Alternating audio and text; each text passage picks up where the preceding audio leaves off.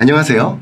해외에서 오랫동안 한국대 입시를 준비한 학생들을 지도해온 경험 바탕으로 이 한국대 입시와 관련해서 가능한 정확한 정보를 전달드리기 위해서 노력하고 있는 옹글리시의 옹인환입니다. 자, 오늘 영상은 이 한국과학기술원, 우리 카이스트라고 하죠. 이 카이스트의 입시에 대해서 좀 알아보는 시간을 가지려고 하는데요. 이 카이스트 같은 경우는 우리 그 재외국민 특별전형이 별도로 이렇게 존재하지 않고요. 우리 또 수시전형 속에, 물론 우리 재외국민 특별전형 또한 큰 카테고리에서는 수시전형에 포함되어 있는데요. 아무튼 카이스트는 이렇게 보면 별도의 재외국민 특별전형, 우리가 보통 얘기하는 것처럼 뭐 3년 특례, 12년 특례 이런 전형을 따로 두지 않고 우리 수시전형 속에 여러 가지 이제 그 종류의 그 전형 방식들이 있겠죠. 자, 그걸 통해서 해외에서 공부하고 해외에서 고등학교를 졸업한 학생들이 지원할 수 있는 여러 가지 전형들이 있는데요. 자, 그 중에서 오늘 다루고자 하는 것은 외국고 전형이라는 부분인데, 아마 이 외국고 전형이 흔히 이제 해외 국제학교에서 공부하면서, 특히 뭐 국제학교가 아니더라도 해외에 있는 현지 학교 다니는 학생들도 마찬가지겠죠. 이 학생들이 지원하는 그 카이스트를 지원하기 할 때 가장 많이 응시하게 되는 전형이라고 할 수 있는데요.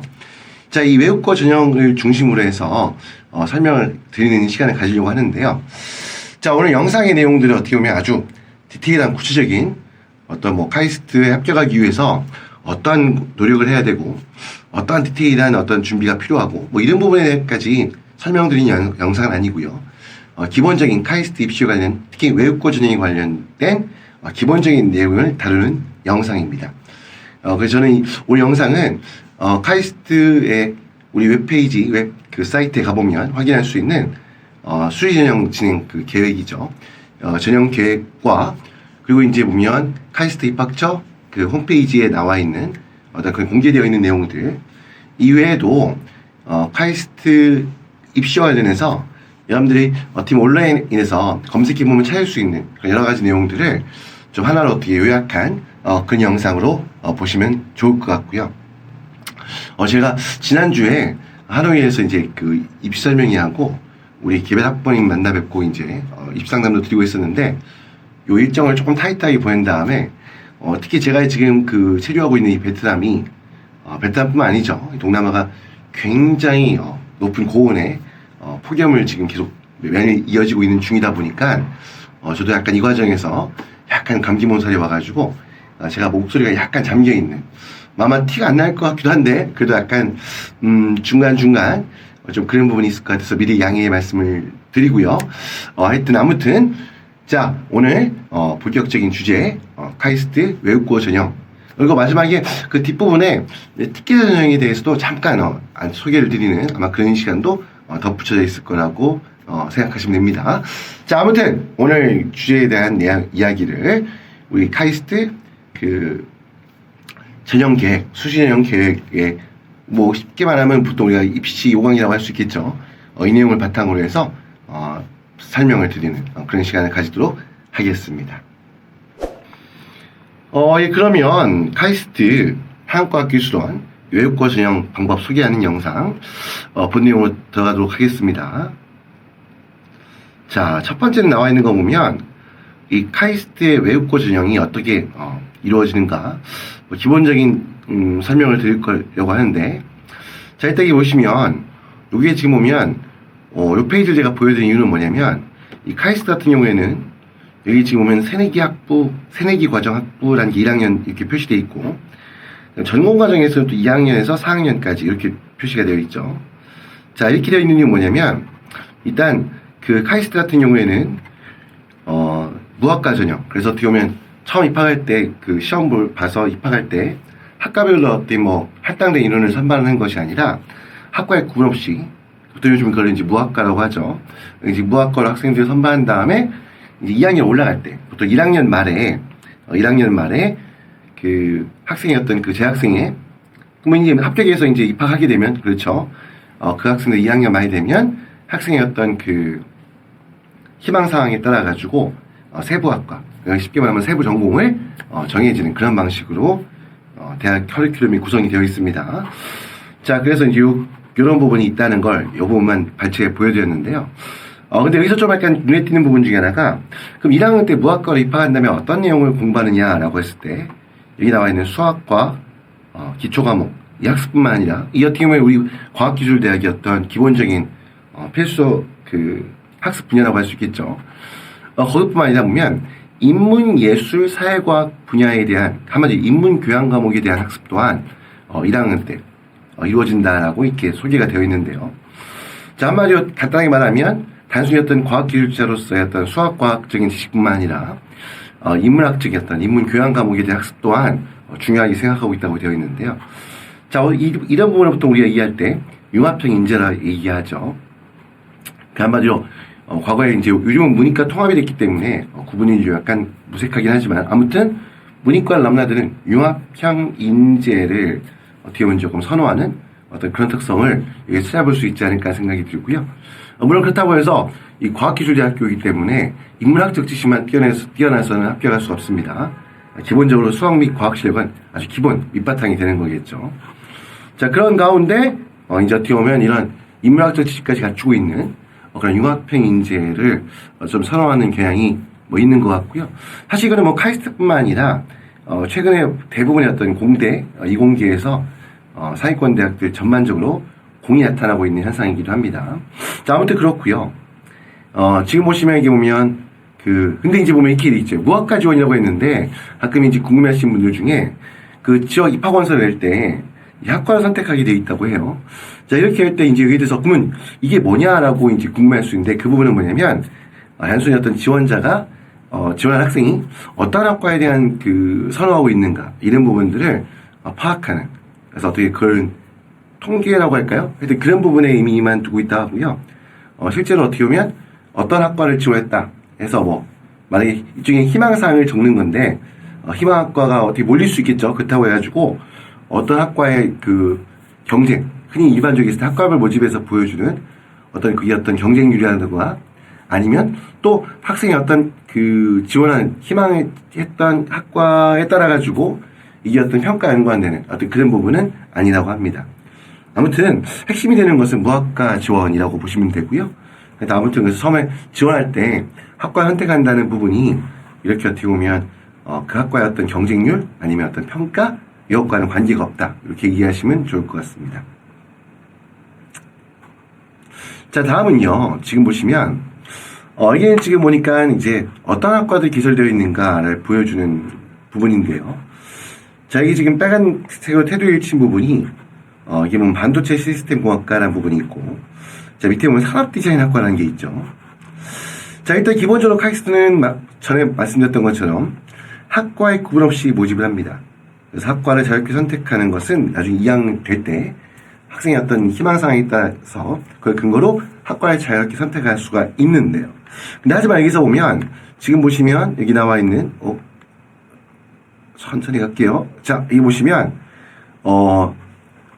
한마디로 무학과 지원해서 아까 말씀드렸던 것처럼 1학년 말에 학과를 자유롭게 선택할 수가 있는데, 근데 그 중에 예외적으로 반도체 시스템 공학과 같은 경우는요, 이 반도체 시스템 공학과는 한마디로 반도체 전문가, 반도체 전문 연구 인력을 선발하기 위한 그런 과정이라 보시면, 과라 보시면 되는데, 이거 나중에 이제 보면 여러분들 웹사이트에 있는 수시전형 모집 계획에 보면 굉장히 자세히 나와 있는데, 그 핵심이 되는 것이 보통 이게 삼성전자하고 연계되어 있는 과정이라 보시면 되고요.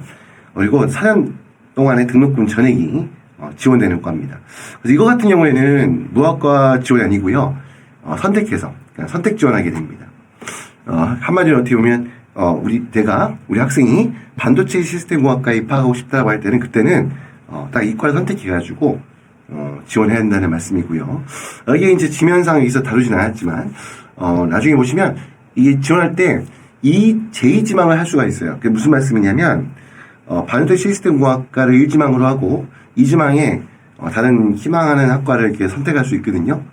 이제 이 경우 어떤 거냐면 학생이 반도체 시스템 공학과에 1지망을 넣어서 불합격했다 하더라도 다른 성적이 좀 우수한 케이스 같은 경우에는 일반 무학과로 합격할 수도 있다라는 부분입니다. 그 부분도 아마 참고해 주시면 좋을 것 같고요.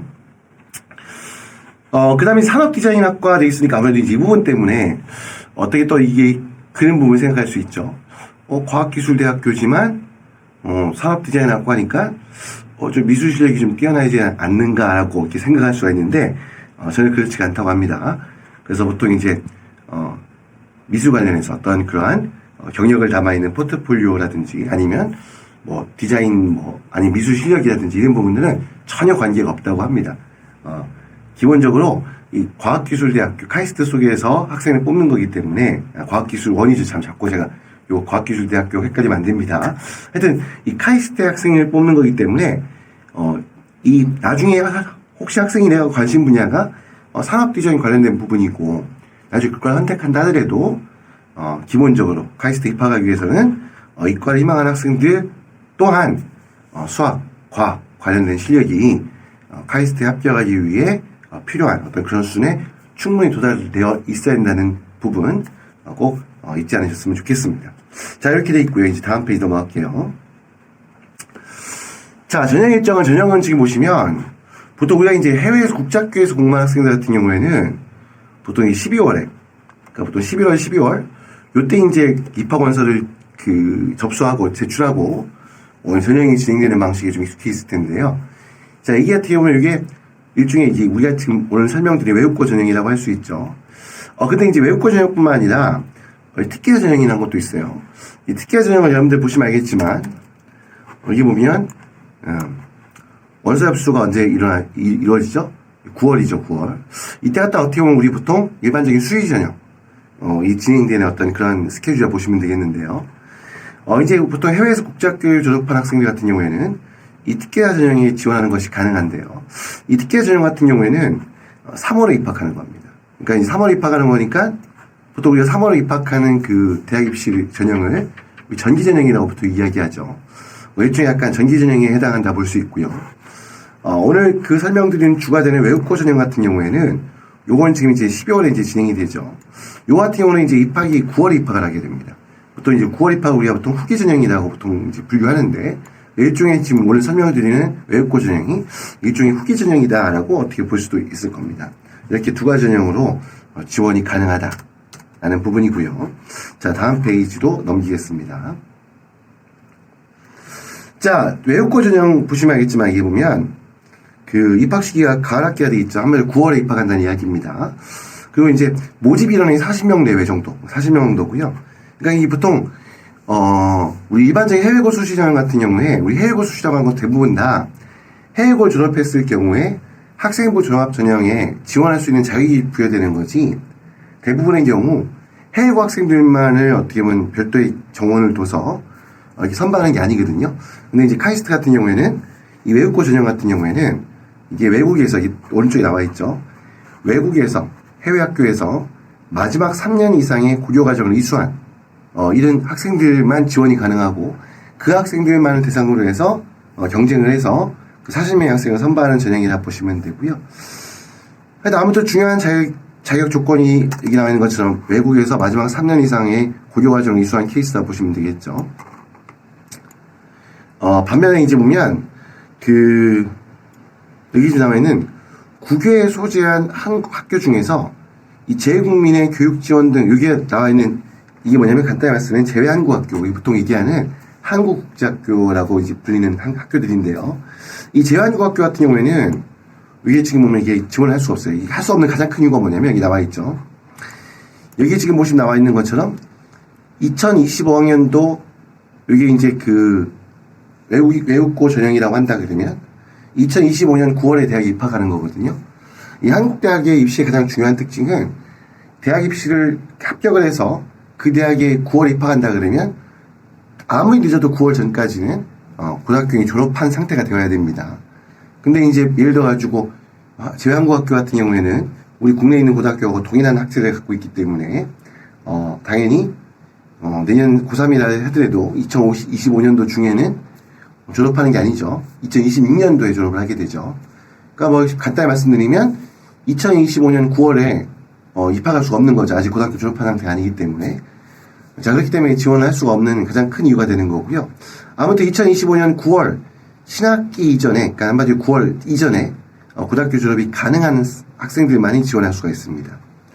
자, 이제 이게 보통 일반적으로 국제학교인지 아니면 우리 대한민국과 학제가 틀린 어떤 그런 해외 학교의 경우에 해당하겠죠.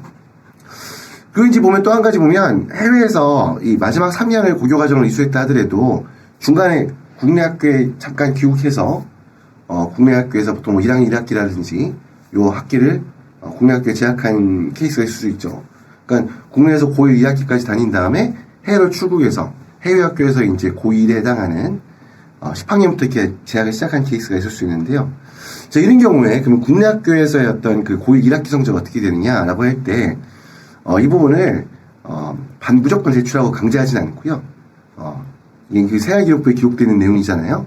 이 고1에 해당한 국내 학교에서의 생활기록부에 해당하는 그 성적 같은 경우에는 학생의 어떤 필요에 따라서 그 희망에 따라서 제출을 선택할 수 있다. 뭐 내가 국내 학교에서 1학년 1학기 성적이 굉장히 뛰어났다, 우수했다라고 했을 경우 이 성적을 어떻게 보면 좀 대학에 어필하고 싶은 학생들도 있겠죠. 이런 경우 자유롭게 본인 선택에 따라서 제출할 수 있다라는 부분이고요. 자, 그러면 제외한국학교에서 공부한 친구들은 이 그 카이스트에 지원할 수 없느냐? 그렇지 않고 이 창의 도전 전형이라는 것과 일반 전형이라는 게 있어요. 일반 전형 같은 경우에 국내 고등학교에 졸업한 학생들이 지원하는 전형인데요. 이 전형에 제외한국학교에서 공부한 학생들, 이 학생들 지원할 수가 있습니다. 이거 같은 경우는 3월 입학이기 때문에 충분히 졸업 이후에 대학 입학이 이루어진 부분이기 때문에 지원이 가능할 수 있다라는 부분. 이것도 참고해 주셨으면 합니다. 그리고 이제 면접이라는 부분이 있는데요. 이게 지금 보면 그 티켓 전형 같은 경우에는 서류 플러스 면접 이렇게 돼서 면접이 중요한 평가 요소인데 우리가 지금 오늘 설명드린 외국고 전형 같은 경우에는요. 이 서류 전형 100%가 기본입니다. 근데 이제 필요에 따라서 지원자들 중에 일부가 선별적으로 이게 면접을 실시하는 경우가 있는데요. 자, 이 부분에 대해서 잠깐 설명을 좀 추가해서 드리자면요. 예.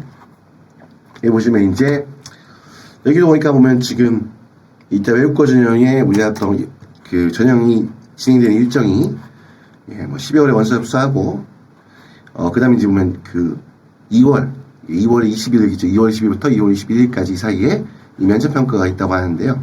여기도 똑같이 나와 있죠. 필요시 선별적으로 진행한다 되어 있는데요. 자기 나와 있는 것처럼 그럼 어떤 경우에 면접이 진행하게 되느냐?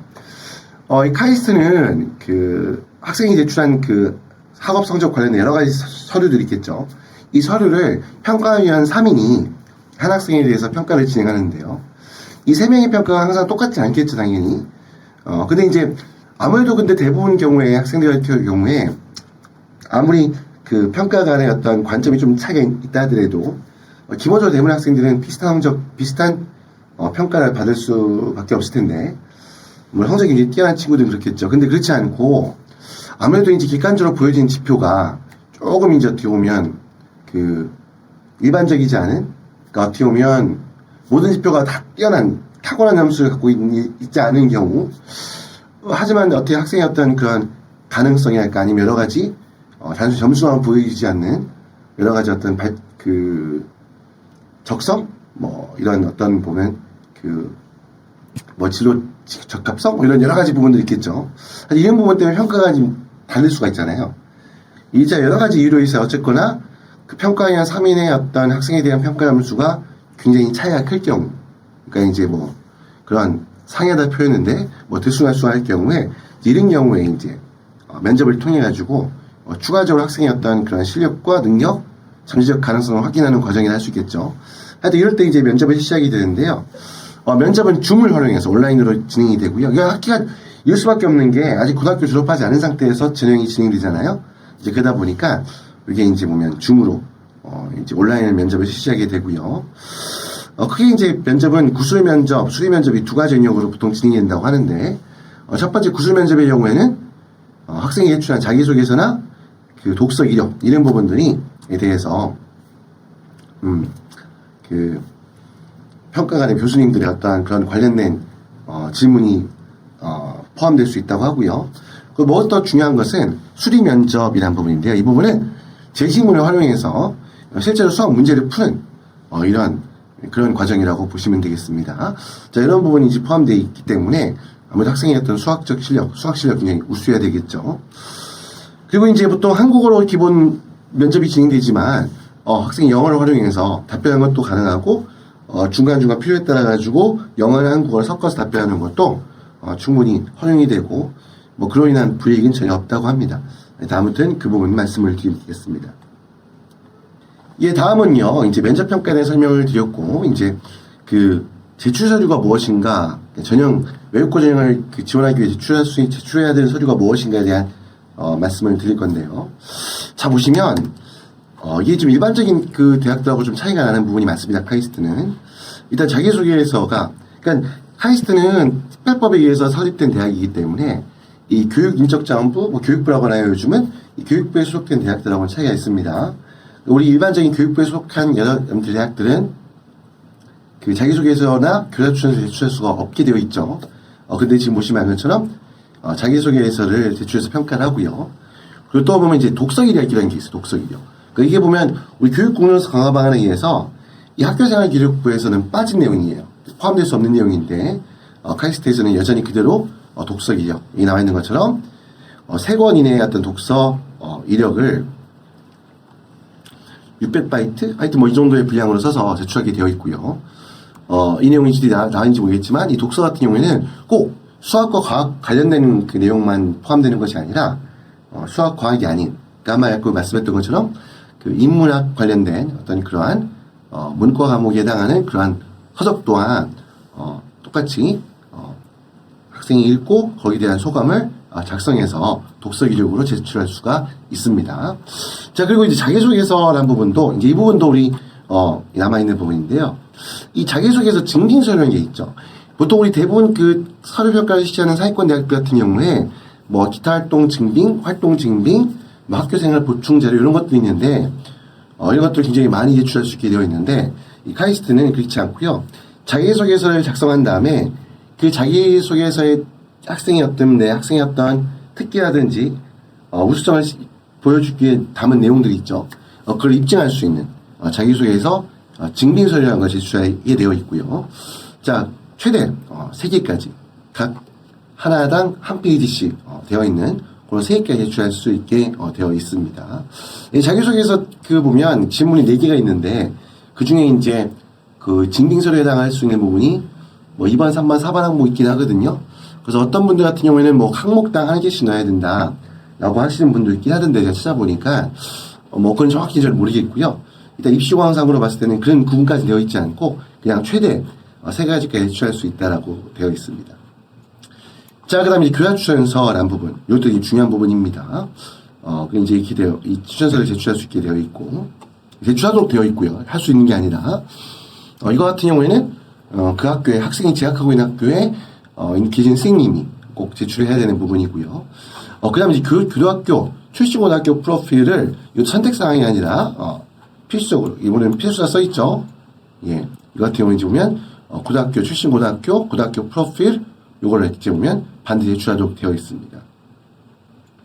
그 외에 당연히 어떻게 보면 고등학교 내에서 내신 성적이라 할 수 있는 성적 자료, 그 다음 공인시험 성적, 이것도 이제 공인 표정의 평가시험 성적이라고 하죠. SAT, 뭐 IB, 여기 A레벨, 이런 성적들 제출할 수, 필수입니다, 이것도. 그러니까 한마디로 그 학생이 공부했던 학교가, 그 표정의 평가 과정 운영하는 학교라고 한다 그러면, 당연히 그 학교에 따라서 IB나 A레벨 진행하겠죠. 이거 반드시 제출해야만 하고요. AP 학교 같은 경우는 당연히 AP 성적을 제출하게 됩니다. 그리고 보시면 SAT 성적도 가능하면 제출하는 것을 권장하고 있습니다. 자, 이 정도 내용인데 여기에 대해서 이제 추가적으로 잠깐 설명을 덧붙이자면요. 일단 보면 아까 말씀드린 것처럼 독서 이력 같은 경우에 꼭 과학과 연관되어 있지 않은 책이라도 제출이 가능하다. 아마 이런 부분을 제출한다 그러면 이게 융합형인지 라는 부분을 어필하는 데 있어가지고 좀 더 도움이 될 수 있는 부분이겠죠. 그리고 이제 자기소개서 증명서류에 보면 여러분들 수상실적, 경시대, 그러면 수학 올림피아드 입상실적 이런 부분들이 이제 제출을 할 수 있는가라고 되어 있는데 이게 왜 이 부분을 넣냐면 제가 약간 요 부분에서 추가이 필요하다 말씀을 드렸던 이유는 뭐냐면 뒤에 이제 그 자기소개서 내용에 보면 교내 활동이라고 이렇게 약간 제한된 부분, 문구가 제한된 것 같은 그런 문구가 보여요. 그래서 이 부분이 어떻게 보면, 이 부분에 대해서도 이제, 어떤 선생님들에 따라서는, 관계없이 제출할 수 있다. 아니면, 이게 그, 카이스트가 오프라인에서 진행했던 입시 설명회를 요약한 자료에도 보면, 제출할 수 있다 되어 있거든요.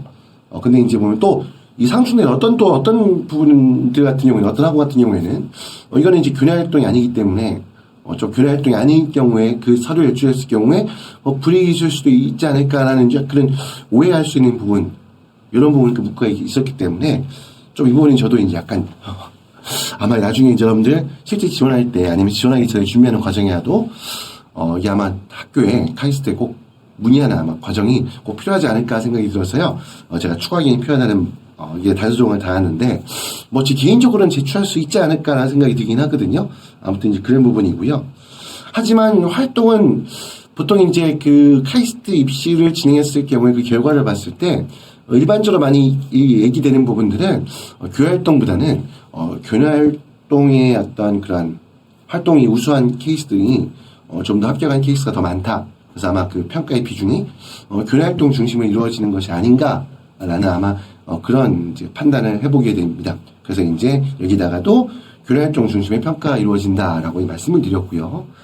반면에 이제 여러분들 보시면 활동 요약본, 보통 우리 포트폴리오라고 하죠. 아니면 논문, 에세이 이런 것들 제출 불가능하고요. 그리고 토플, HSK, JPT와 같은 그러한 영어뿐만 아니라 언어 인증 시험 성적 제출할 수 없게 되어 있습니다. 이 부분도 꼭 유의하시기 바라고. 그러니까 한마디로 학력을 인증하는, 그러니까 공인 성적 중에서도 학력을 인증하는 표준학력 평가 시험 성적 제출할 수 있는 거지, 이런 언어 인증 시험 성적은 제출할 수가 없다라는 부분이고요. 그리고 보시면 또 아까 교사 추천서가 현재 학생이 공부했던 학교에 재직하고 있는 교사가 제출해야 한다고 되어 있는데, 이 부분은 반드시 지켜져야 되는 부분이고요. 그래서 특히 제출할 때 그 학교의 교사님이 학생이 공부했던 학교의 이메일 있죠. 학교의 이메일 있죠. 학교의 이메일을 활용해서 반드시 대학에 제출, 이메일 발송해야 됩니다. 그래서 이런 부분들. 그래서 반드시 여러분들, 카이스트에 지원하는 학생들 같은 경우에는 미리 사전에 본인에게 되면 그 추천서를 써주게 된 선생님한테 이런 부분들을 미리 충분히 양해를 구해가지고 꼭 반드시 학교 이메일, 학생이 공부했던 학교의 이메일을 통해서 추천서가 발송이 돼야지만이 그 추천서의 효력이 인정될 수 있다는 부분 꼭 유의해 주시기를 바랍니다. 다음은요, 지금 보면 출신 고등학교가 이제 한 학교에서 1, 2, 3학년 다 보낸 학생도 있겠지만 그렇지 않고 학교로 바꾼 경우가 있겠죠. 이제 이런 경우에는 학생이 고등학교 과정에서 공부했던 모든 고등학교에 해당하는 그 모든 학교의 그 스쿨 프로필을 다시 제출해야 된다는 부분이고요. 자, 그리고 SAT, AP, SCT 같은 경우에 이 성적은 반드시 온라인 리포팅, 보통 우리가 스코어 리포팅이라고 하죠. 이제 이런 걸 통해서만 제출해야지 성적이 인정이 됩니다. 다른 일반 서류 전형처럼 어떤 웹페이지 아니면 성적표 제출하고 대학에서 학생의 성적을 확인할 수 있도록 아이디나 비번 같은 걸 함께 제출해서 대학이 확인하는 그런 과정은 적용되지 않고요. 반드시 SAT, AP, ACT 성적은 온라인 리포팅을 통해 성적을 제출해야지만이 인정될 수 있다는 부분. 자, 그리고 SAT 같은 경우 보통 슈퍼스코어라고 하는데 이게 보면 영역별로 우리 보통 이제 크리티컬 리딩과 이 매스 수학 두 가지 영역이 이제 크게 두 가지인데, 이 슈퍼스코어 같은 경우에는 학생이 어떻게 보면 어떤 시험에서는 내가 수학 시험 성적을 잘 받고 어떤 시험에서는 또 내가 리딩 성적을 잘 받는 경우가 있겠죠. 요걸 잘 받은 성적 두 개 합쳐가지고 이게 슈퍼스코어라는 걸 갖다가 이렇게 보면 성적표를 받을 수가 있는데요. 이 성적을 제출하는 것을 허용하고 있습니다. 그리고 마지막으로 카이스트의 경우에는 학생이 고등학교를 졸업한 이후에 응시한 표준학력 평가시험, 공인시험 성적, 한마디로 IB나 AP나 이런 성적들, 한마디로 고등학교 졸업 이후에 응시한 그러한 표준학력 평가시험 성적 또한 제출이 가능하다라는 부분 추가로 말씀을 드리겠습니다. 자, 이 부분은 그냥 한번 쭉 소개해드린 건데, 이 내용을 구체적으로 너무 또 디테일 설명드리면 시간이 너무 많이 가겠죠. 웹페이지에 있는 공개되어 있는 입시조강 통해서 확인해 볼 수 있는 내용들이고요. 하여튼 이런 부분들이, 카이스트의 입시조강 중에 제출서류에 대한 유의사항에 대해서, 쭉 나온 내용이고요. 제가 이제 방금 설명드렸던 내용들이 이 중에도, 이 내용 중에 포함되어 있습니다. 예. 특히 여러분들 이제 공인시험 같은 경우, 특히 IB라든지 ADB 같은 경우에 당연히 추정 성적이 나오기 전에 입학 원서를 원서를 내고 이 성적을 제출하게 되죠. 이제 이런 경우에 예상 점수를 제출할 수밖에 없는데요. 그러면 이 예상 점수가 보통 이제 프리딕라고 하는 함수를 제출할 수밖에 없는데, 이런 경우에 써 있죠. 예상 점수로 지원했을 경우에는 조건부 합격이 부여됩니다.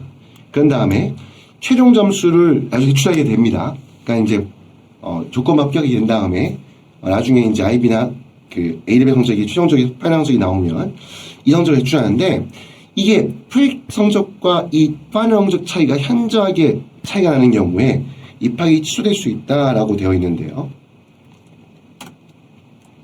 자, 여기서 조금만 덧붙여서 말씀을 드리면요. 자, 요 내용을 지금 보시면 있잖아요. 보면, 자, 요 내용이 지금 요거는,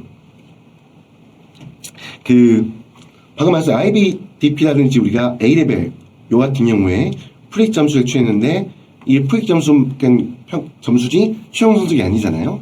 이런 경우 조건부 합격을 부여하는데, 이런 경우에, 그럼 어느 게 현저한 점수 차이가 현저하게 발생했을 경우, 최종 점수가 현저하게 하락한 경우 합격이 취소될 수 있느냐라고에 대해서, 요거는 이제 2023년 작년에 11월에 이 카이스트가 온라인 입시 설명회를 진행했는데, 이 온라인 입시 설명회 중에 이제 공개된 내용을 이제 제가 이제 직접 제가 온라인 설명회를 듣지 못했고요.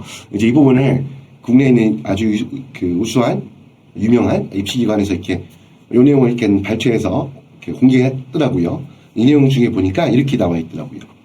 IB 경우에 총점이 4점 이상 하락했을 경우, 그리고 수학 특히 그 중에서 수학과 과학 관련 과학 과목의 점수가 2점 이상 하락했을 경우에 불합격할 수 있다. 라고 이제 되어 있고요. 그 다음에 A레벨 같은 경우에 A스타라고 보통 얘기하죠. A스타에서 세 과목 이상이 A스타로 받았던 과목 세 과목 이상이 A로 이제 하락했을 경우, 아니면 A 이상의 성적을 프릭 점수로 받았는데 그 중에 2개 과목 이상이 B로 파이널에서 B로 하락했을 경우, 이런 경우에 최종 불합격 처리가 될 수 있다라고 이제 그렇게 공개된 내용이 있다고 합니다. 근데 이 부분 아마 참고해서, 근데 우리 하이스트를 준비하기 위해서 열심히 공부했던 친구들이 이 정도까지 이런 상황이 발생하는 경우는 거의 드물겠죠. 그래서 실제 조건부 합격한 학생들이 합격을 한 다음에 최종 합격에서 이 조건 때문에 실제 불합격으로 이어지는 케이스가 많지는 않게 매우 소수라고 하니까 너무, 물론 준비가 안 된 친구들이 당연히 걱정해야 되겠지만, 그렇지 않은 학생들 같은 경우에 너무 겁을 낼 필요는 없지 않을까 하는 생각이 듭니다. 자, 다음은 지금 보시면, 이거는 지금 보면 자기소개서인데요. 이 카이스트 같은 경우 자기소개서에는 독특한 게 있죠. 이게 기존에 보던 자기소개서하고는 조금 다른, 어떻게 보면 조금 카이스트의 어떤 특별한 어떤 자기소개서에 질문이 할 수 있는데요. 1번 질문 제가 읽어보면요. 카이스트는 질문한 인재를 양성하고자 한다. 과학기술 분야에서 평소에 가지고 있던 남과 다른 자신만의 질문에 대해 작성을 하고, 그러니까 문제 제기를 하고, 이 질문하게 된 이유를 기술해 주시기 바랍니다라고 하는 아주 독특한 카이스트만 갖고 있는 이런 질문이 있습니다. 이 질문 어떻게 해결해야 될까? 보통 이제 여러 가지 의견들이 있는데, 그 중에서도 이제 잠깐만 조금만 덧붙이면 여기 나와 있는 것처럼, 예, 해당 분야에 관심을 가지게 된 시점과 동기, 당연하죠. 이 질문 중에 보면 해당 분야에 관심을 갖게 되는 어떤 시점이나 동기, 그리고 이 질문을 하게 된 동기와 관점, 내가 학생이 어떠한 관점에서 어떤 질문을 했고, 그리고 마지막으로 내가 이 질문을 통해서 학생이 본인이 내가 이걸 탐구할 질문에 대한 답을 찾아가는 과정에서 얻고자 하는 것, 정답을 찾는 것도 수도 있고, 어떤 새로운 어떤 분야의 새로운 이론적인 원리, 이런 것들을 내가 발견하려고 할 수도 있고, 진리를 탐구할 수도 있고, 아니면 그걸 응용할 수 있는, 그래서 실생활에 활용할 수 있는 타고난 어떤 기술적인 성과를 이룰 수도 있는 거고. 하여튼 아무튼 이런 내가 얻고자 하는 것이 무엇인지에 대해까지 포함해서 이 1번 질문에 대한 내용을 적으면 좋지 않겠냐라고 평가하는 내용, 정리한 내용을 봐서 제가 그 부분 잠깐 소개를 드렸고요. 자, 2번, 3번, 4번은 우리가 보통 이제 일반적으로 보는 과거에 봤던 자기소개서 양식하고 아주 큰 차이가 있진 않죠. 근데 여기 나와 있는 것처럼 교내 활동을 중심으로 기술해 주길 바랍니다 라는 부분이 있어요. 그 부분 때문에 제가 아까 말씀했던 것처럼 이 수학 올림피아드나 이런 성적들 같은 경우에는 이건 이제 교내 활동으로 볼 것이냐, 물론 이제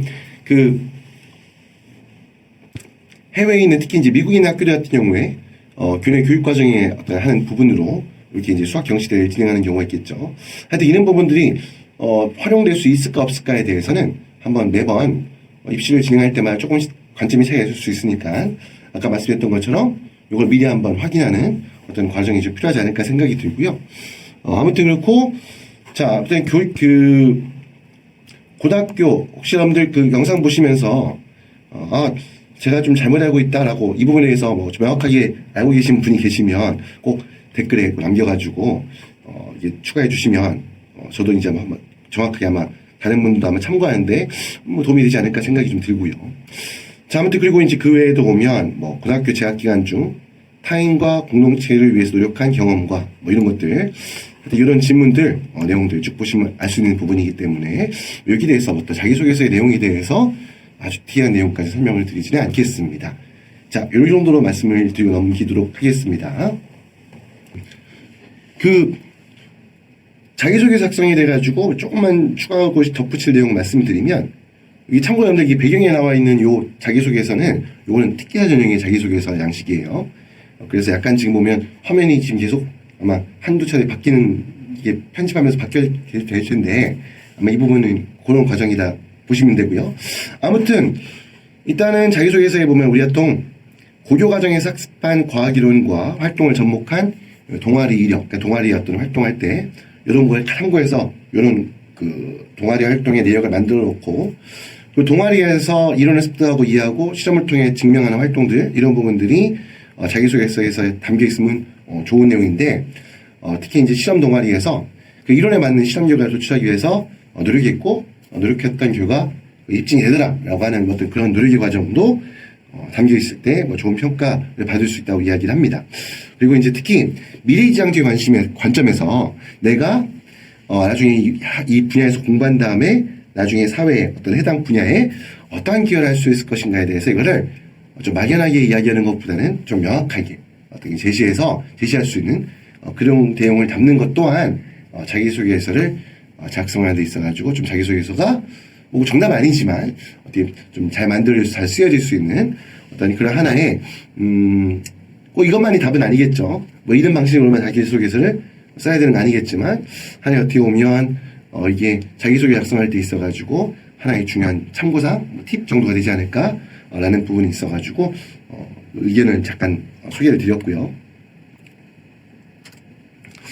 자, 이제 사실 보면 여러분들 아마 이제 오늘 영상에서 아마 모든 분들은 항상 어떤 입시든지 마찬가지죠. 야, 그러면 다 좋고 말이야. 카이스트에 입학하려면 얼마큼 공부해야 돼? 사실 이 부분을 가장 관심 있어 하고 가장 궁금해하시죠? 사실 근데 이게 보면 여기 나와 있는 거 지금 보여드린 내용들은 일반적인 그 성적대가 카이스트에 합격한 아이들의 일반적인 스펙에 대한 말씀을 드리는 부분이고, 여기를 이제 벗어나는 케이스가 분명히 존재합니다. 그래서 이 부분은 참고 정도, 참고 아니더라도 어쨌거나 내가 학생이 아직 고등학교 1학년, 뭐 중학교 고등학교 1학년 정도인데 우리 자녀가 아니면 내가 나중에 꼭 카이스트에 입학하고 싶다라고 할 때는 최소한 이 정도는 내가 성적을 받을 수 있도록 노력해야겠다라고 하는 어떤 그러한 목표, 학습에 대한 어떤 그러한 기준, 이런 걸 정도 이해하시면 되고, 무조건 이성적이 돼 있어야지만이 합격할 수 있다. 아니면 이성적이 돼 있으면 무조건 합격한다. 아니면 이성적이 아니면 무조건 불합격한다. 이렇게 생각하시면 안 됩니다.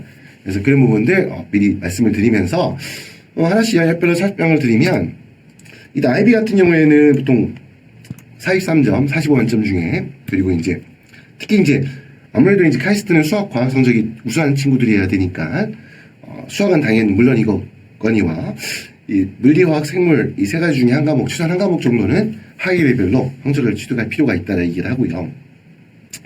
SAT 성적 같은 경우는 뭐 이게 실제 합격한 학생들 보면 1,500점, 뭐 심지어 1,500점 아닌 케이스도 합격한 케이스가 있다고 해요. 하지만 일반적으로 했을 때 보통 SAT 성적을 제출한 친구들의 경우에는 1,520점 정도 그 이상이 좀 아무래도 안정적인 어떤 그러한 어필할 수 있는 성적이라 볼 수 있을 것 같고요. 이 ACT 같은 경우에는 이것도 35점이 보통 이제 ACT 35점이 SAT 기준으로 했을 때 1,530, 20, 30 이 정도 이하거든요. 그래서 ACT 같은 경우에는 35점 이상 정도. A배 과정에서 공부해서 A배 성적을 제출한 학생들 같은 경우에는 당연히 further math까지, 그래서 core math에서 나가서 이 further math 성적까지, 그리고 그 과목이 이제 과학이 생물, 물리, 화학 세 가지가 있죠. 그 중에 최소한 한 가지 이상은 A스타를, 그러니까 보면 수학, 그리 말했을 때 코어 매스라고 하는 이 수학, 퍼더 매스, 그리고 과학 과목 중에 한 과목 이상의 성적이 다 A스타 나오는 이런 성적이 있으면 좋다고 말씀을 드리고요. 이제 AP 경우에는 5점을 취득한 과목이 5개 이상. 아마 여기도 마찬가지로 과학 중심이 되겠죠. 이런 성적이 있는 경우라고 보시면 되고요. 자, 그럼 GPA부터 이제 일반적인 내인 성적, 이 표준 평점 같은 경우에 GPA라고 했을 때 4.0을 만점 기준했을 경우 보통 3.8 이상 정도라고 보시면 될 것 같고, 덧붙여서 아까 말씀드렸던 것처럼 카이스트에 그 합격한 학생들 상당수가 흔히 이제 초반에도 말씀드렸듯이 융합형 인재라고 하는, 그러니까 아마 단순히 수학과학적인 기초지식뿐만 아니라 인문과학적인 어떤 인문사회 교양적인 지식도 갖추고 있는 학생들을 많이 선호한다고 했죠. 이제 그렇기 때문에 그걸 보여줄 수 있도록 가장 기본이 되는 요즘 최근에 인문관련 과목 중에서 제일 중요한 과목으로 평가받고 있는 이코노믹스, 경제학 성적, 아니면 좀 굉장히 까다롭고 공부할 양이 많아가지고 좀 공부를 하지 않는, 선택하지 않는 경우들이 많은 히스토리, 대표적인 월드 히스토리, 뭐 US 히스토리, 외에도 여러 가지 히스토리 과목들이 있죠.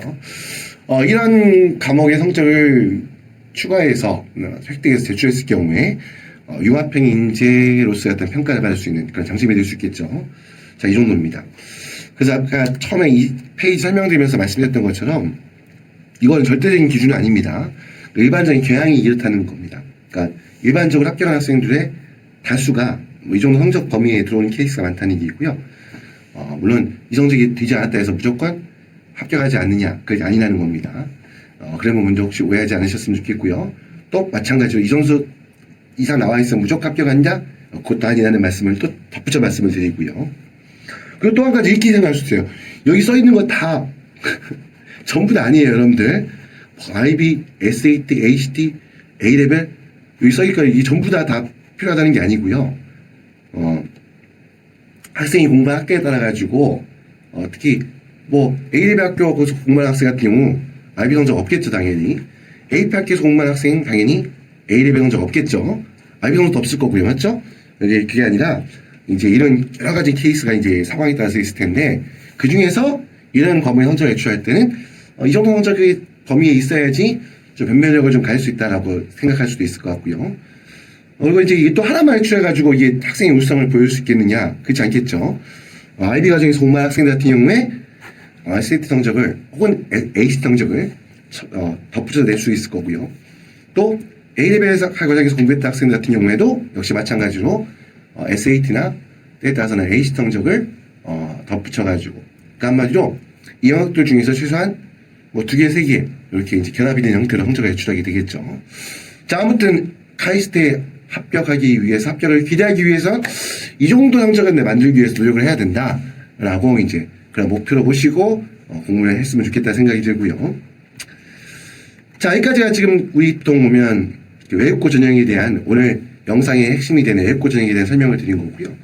이 뒤에 덧붙인 내용은 사실 이 특기자 전형 같은 경우에는 타고난 특기가 있어야 하기 때문에 아마 이걸 지원하는 친구들이 올 영상을 본 학생들 중에 많지는 않을 것 같지만, 그래도 뭐 궁금한 학생들도 있을 거라 보기 때문에 마지막에 조금 약간 부록이라는 표현이 뭐하긴 하지만 덧붙인 부분이고요. 아무튼 이 특기자 전형은 30명 정도 선발하는데 3월에 입학하는 일종의 전기전형이라 보시면 됩니다. 지원 전형은 간단하죠. 이 특정한 분야, 한마디로 과학기술의 미래를 이끌어갈 우수한 인재로서 기본의 실력을, 성적을 충분히 갖춘 학생으로서 특정한 분야에 최상의 역량을 가진 자라고 되어 있어요. 여기는 보통 이제 보면 이 특기자 전형 같은 경우에는 서류와 면접이, 그러니까 우리 외국고 전형은 면접이 그냥 개별 선별적으로, 그러니까 모두가 면접하는 게 아니라고 하겠죠. 하지만 특기자 전형 같은 경우에는 이 면접이 반드시 진행이 되고요. 그래서 보통 이 면접에서 당연히 보여주는 게 뭐가 되겠습니까? 당연히 학생이 갖고 있는 특기 역량, 특기 관련 우수성과 잠재력을 확인할 수 있는 어떤 그러한 당연히 자료도 제출해야 되고, 이걸 실제로 이제 확인하는 거겠죠. 교수님께서 학생이 진짜 실제로 그 특기에 해당하는 단순히 어떤 기술적인 능력만 갖고 있는 것이 아니라 실제로 거기에 대한 아주 깊이 있는 전문적인 능력을 갖고 있다라는 거 확인하는 과정이 될 것 같아요. 자, 아무튼 뭐 이런 전형이 진행된다는 거, 그다음 말씀드렸던 것처럼 일반적인 수의 전형과 마찬가지로 이 특기자 전형은 9월에 원서 접수를 진행을 한다. 그리고 이제 면접이 일반적인 수의 전형과 마찬가지로 면접이 진행이 된다라는 부분 이렇게 참고하시면 되고, 여기에 대해서 궁금하신 분들은 학교 카이스트 웹사이트에 그 카이스트 입학처라는 것을 검색해서 들어가 보시면요, 여기 보면 요 원문 파일이 누구나 확인할 수 있도록 공개되어 있습니다. 그리고 이제 거기에 들어가 보시면 이 특기자 전형에 대해서 앞에 외국어 전형만큼이나 자세하게 못지않게 자세하게 자세한 내용도 있으니까 그 부분을 참고하셨으면 좋겠습니다. 자, 여기까지 해서 오늘 영상 주제인 카이스트 한국과학기술원 외국어 전형 뒤에 덧붙인 특기자 전형, 여기까지 이제 보면 전형 방식에 대해 소개하는 시간을 가졌는데요. 오늘도 영상이 좀 짧을 거라 생각했는데 막상 제가 이렇게 설명을 드리다 보니까 시간이 조금 된 것 같아요. 아무튼 그리고 오늘 이 영상에 대한 내용들이 카이스트에 입학하기 위해서 준비하기 위해서 필요한 모든 내용을 담고 있는 게 아닙니다. 초대에 말씀했던 것처럼 이 카이스트의 전형 방식에 대해서 기본적인 내용들 정리해서 소개하는 어떤 영상이라 보시면 되고요. 여기에 대해서 또 구체적인 내용과 디테일한 내용을 알고자 하는 분들은 연구를 많이 해보시고, 연구를 해보라니까 좀 그런가요? 예. 여기 카이스트 입시를 다루고 있는 하설 교육기관, 학원 굉장히 많이 있기 때문에 아마 이제 이런 부분을 통해가지고 아마 이제 그런 관심 있는 분들 더욱더 자세히 알아보셔야 될 거예요. 카이스트 같은 경우에는 사실 그런 과정도 좀 필요한 부분이긴 하거든요. 학생이 열심히 공부해서 기본적인 객관적인 성적을 만들어 가는 것도 중요하지만 실제 지원할 때 지금 보시는 것처럼 교화 추천서도 있고 자기소개서도 있고 독서 기록도 있고 좀 제출할 게 좀 많잖아요. 그렇기 때문에 이런 부분에 있어서 조금 노력의 과정, 어떻게 보면 좀 약간 비용의 과정 좀 그런 부분도 필요할 수 있습니다. 아무튼 오늘 영상은 이 정도로 해서 제가 이제 카이스트에 대해서 이 기본적인 내용들 정리하는 이런 정도 순서로 마무리하도록 하고요. 제가 이제 감리봉설이 거의 나은 것 같은데 아직도 약간 남아있는 것 같아요. 그래서 목소리가 조금 잠겨있는 부분들 양해를 부탁드리고요. 그리고 또 제가 오늘 드렸던 말씀들 중에 아까 말씀했던 것처럼 좀 추가로 이 부분 내가 알고 있는 내용, 이게 정확하게 이런 내용이 있다라고 덧붙이시고자 하는 내용이 있으면 꼭 댓글 남겨주시면 아마 우리 옹글리시 유튜브 채널 활용하는 많은 분들에게 아마 도움이 되지 않을까 생각이 듭니다. 자, 아무튼 이 정도로 해서 오늘 순서 마무리하도록 하고요. 오늘 시청하신 내용 해외에서 한국대 입시를 준비하는 데 있어가지고 그리고 카이스트에 대한 꿈을 키워가는 데 있어가지고 조금이나마 도움이 될 수 있는 그런 영상이 되었으면 좋겠습니다. 영상이 조금이나마 도움이 되셨다면 구독과 좋아요 부탁을 드리겠습니다. 자, 지금까지 옹글리시의 옹이란이었습니다. 감사합니다.